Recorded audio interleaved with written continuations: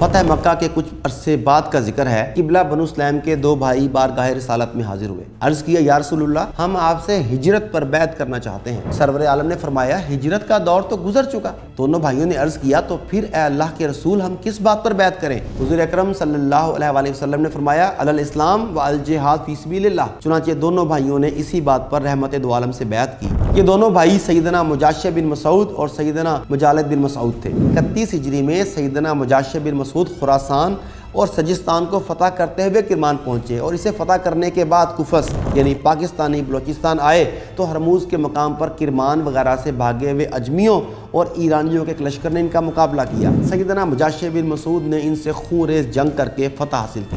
سیدنا مجاشع ایک ماہر شاہ سوار تھے۔ ان کے پاس وابسہ نام کا ایک مشہور گھوڑا تھا جس کی دوڑ سے وہ انعام حاصل کیا کرتے۔ ناظرین، 8 ہجری فتح مکہ کے کچھ عرصے بعد کا ذکر ہے اور یہ بات امام مسلم نے مسلم شریف میں 4826 نمبر پر درج کی ہے کہ قبلہ بنو سلیم کے دو بھائی بارگاہ رسالت میں حاضر ہوئے۔ عرض کیا یا رسول اللہ، ہم آپ سے ہجرت پر بیعت کرنا چاہتے ہیں۔ سرور عالم نے فرمایا ہجرت کا دور تو گزر چکا۔ دونوں بھائیوں نے عرض کیا تو پھر اے اللہ کے رسول ہم کس بات پر بیعت کریں؟ حضور اکرم صلی اللہ علیہ وآلہ وسلم نے فرمایا علی الاسلام و الجہاد فی سبیل اللہ، یعنی اسلام اور جہاد فی سبیل اللہ پر بیعت کرو۔ چنانچہ دونوں بھائیوں نے اسی بات پر رحمت دو عالم سے بیعت کی اور پھر زندگی بھر جہاد فی سبیل اللہ کو اپنی زندگی کا شعار بنائے رکھا۔ یہ دونوں بھائی سیدنا مجاشع بن مسعود اور سیدنا مجالد بن مسعود تھے۔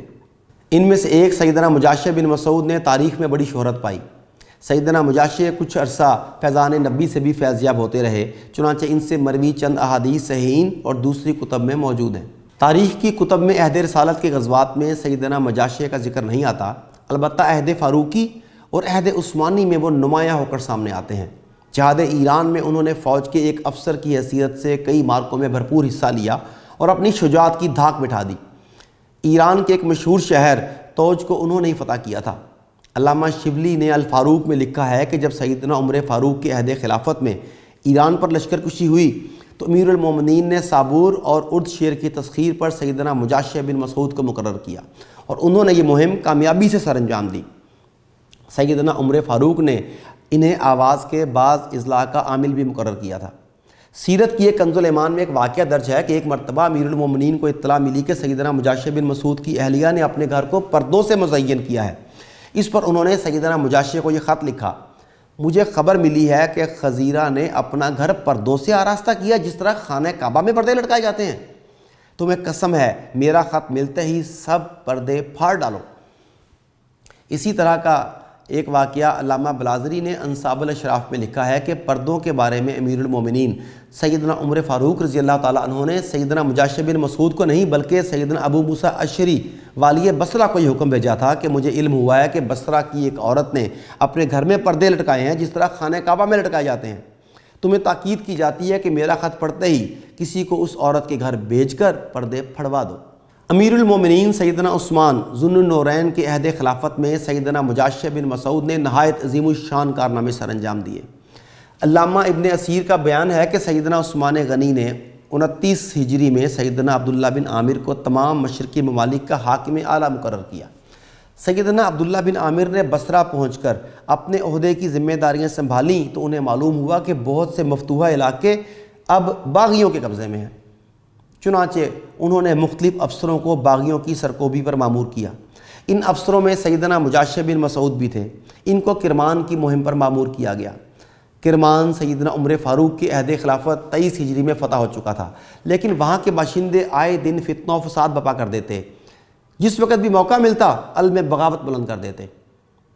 سیدنا مجاشع بن مسعود طوفان برق و باد کی طرح کرمان کی طرف بڑھے اور سب سے پہلے وہاں کے ایک بڑے شہر حمید کو مسخر کیا۔ اس شہر میں انہوں نے کچھ عرصہ قیام کیا اور اپنے اثناء قیام میں وہاں ایک عظیم الشان قصر یا قلعہ تعمیر کروایا۔ اس کے بعد انہوں نے آگے بڑھ کر پرچم اسلام بلند کیا۔ پھر کرمان کے سب سے بڑے شہر سیرجان کو فتح کیا اور وہاں سے باغیوں کے سرغنہ اور فساد پر اکسانے والے شر پسندوں کو جلا وطن کر دیا۔ اگرچہ بار بار بغاوت کی وجہ سے وہ قتل کے مستحق تھے، لیکن سیدنا مجاشع نے نرمی سے کام لیا، عوام کو تو بالکل معاف کر دیا اور صرف ان کے سرغنہ اور فتنہ پرداز عمائدین کو جلا وطن ہونے کی سزا دی کہ شاید کسی وقت ان لوگوں کی اصلاح ہو جائے۔ سیر جان کی تسخیر کے بعد سیدنا مجاشع مختلف علاقے فتح کرتے ہوئے جیرفت پہنچے جو کہ کرمان کا تجارتی مرکز تھا۔ سیدنا مجاشع نے اس شہر پر بھی پرچم اسلام بلند کیا اور پھر قفس، یہ ہے موجودہ پاکستانی بلوچستان، اس کی طرف بڑھے۔ علامہ بلازری کا بیان قدر مختلف ہے۔ وہ لکھتے ہیں کہ 31 ہجری میں سیدنا مجاشع بن مسعود خراسان اور سجستان کو فتح کرتے ہوئے کرمان پہنچے اور اسے فتح کرنے کے بعد قفس یعنی پاکستانی بلوچستان آئے تو ہرموز کے مقام پر کرمان وغیرہ سے بھاگے ہوئے اجمیوں اور ایرانیوں کے ایک لشکر نے ان کا مقابلہ کیا اور یقینی طور پر اس وقت کچھ مقامی باشندے بھی ان کے ساتھ مل گئے۔ سیدنا مجاشع بن مسعود نے ان سے خون ریز جنگ کر کے فتح حاصل کی۔ بلازری نے فتوح البلدان کے صفحہ نمبر 384 اور ابن اسیر نے الکامل کی دوسری جلد میں لکھا ہے کہ مجاشع نے اہل قفس سے جنگ کر کے ان پر فتح حاصل کی اور غلبہ پایا۔ بہت سے شکست خوردہ دشمنوں نے بحری راستے سے راہ فرار اختیار کی۔ کچھ تو جنوب میں مکران میں جا کر پناہ گزین ہوئے اور کچھ شمال میں سجستان چلے گئے۔ ان کے بھاگ جانے کے بعد سیدنا مجاشع نے کچھ عرب خاندان وہاں آباد کیے۔ انہوں نے بگوڑوں کے کھیتوں اور مکانوں پر قبضہ کیا اور کھیتی باڑی شروع کر دی۔ اس کے عشر کی رقم انہوں نے دربار خلافت کو روانہ کی۔ سیدنا مجاشع رضی اللہ تعالیٰ عنہ نے کرمان اور قفس یعنی ساراوان اور جھالاوان کے پہاڑی علاقوں کو دشمنوں سے پاک کر کے 4-5 سال تک اطمینان سے حکومت کی۔ اپنے دور حکومت میں انہوں نے رفاہ عامہ کے بہت سے کام کیے۔ مختلف آبادیوں کے درمیان آمد و رفت کے لیے سڑکیں بنوائیں، سرائیں تعمیر کروائیں، آب پاشی اور پینے کے لیے کنویں کھدوائے پینے کے پانی کے لیے، اور مسافروں کے لیے بہت سی سہولتیں وہاں پہنچائیں۔ بعض مورخین نے بیان کیا ہے کہ سیدنا مجاشع بن مسعود نے کسی وقت بلوچستان سے نکل کر کابل پر بھی حملہ کیا اور اسے بھی تسخیر کیا۔ دراصل کابل اس سے کئی سال پہلے مجاہدین اسلام فتح کر چکے تھے، لیکن وہاں کے باشندے بہت سرکش تھے، موقع پا کر فوراً باغی ہو جاتے۔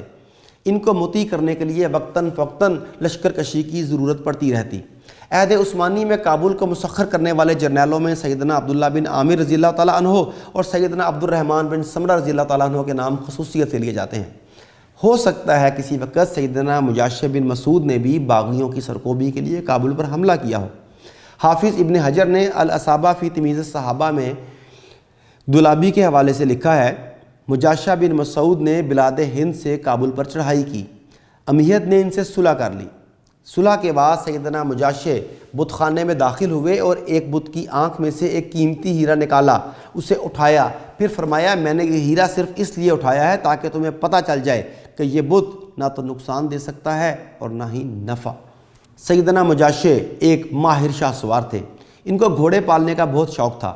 ان کے پاس وابسہ نام کا ایک مشہور گھوڑا تھا جس کی دوڑ سے وہ انعام حاصل کیا کرتے۔ چنانچہ ایک مرتبہ اس کے دوڑ میں جیتنے پر انہیں 50,000 درہم کا انعام ملا۔ چند سال بعد جب بڑھاپے نے کمزور کر دیا تو سیدنا مجاشع عسکری سرگرمیوں سے الگ ہو کر بصرہ آ گئے اور وہیں مستقل سکونت اختیار کر لی۔ سیدنا عثمان غنی مظلومانہ شہید ہوئے تو ان کو سخت صدمہ پہنچا۔ سیدنا علی کی خلافت کے ابتدائی دور میں قصاص عثمان کے سلسلے میں جنگ جمل پیش آئی اور آپ نے اسی لڑائی میں 36 ہجری میں وفات پائی۔